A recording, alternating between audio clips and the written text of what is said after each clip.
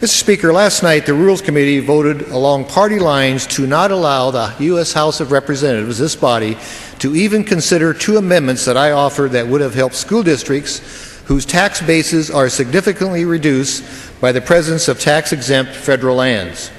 This bill would drastically expand the federal government's role in school construction and maintenance, activities historically funded at the state and local level before. But they're doing this before the federal government meets its existing responsibilities to schools that are impacted by federal land ownership. Mr. Speaker, over 33% of my district in central Washington is owned by the federal government, making 11 school districts eligible for impact aid programs.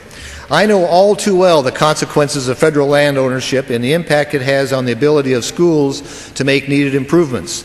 In the Grand Coulee Dam area, my district, students attend classes in buildings that are more than a half a century old and they're literally falling apart.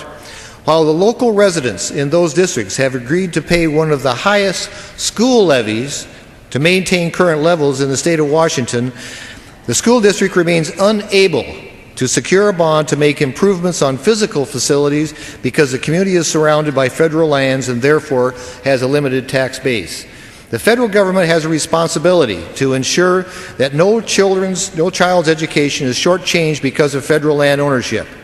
And in my view, it's only fair that the federal government take care of federally impacted schools before launching a brand new spending program costing billions of dollars that's aimed at schools that aren't federally impacted. I offered two amendments in the Rules Committee. The first would have required that our commitment to federally impacted schools be met through full funding in the Impact Aid program before funding is spent on new federal spending in this bill. My second amendment, which I offered along with my colleague Robin Hayes of North Carolina, would have simply given preference to federally impacted schools as the new construction and maintenance funds were distributed. Unfortunately, Democrat leadership blocked both of my amendments from being debated or voted on today on the House floor.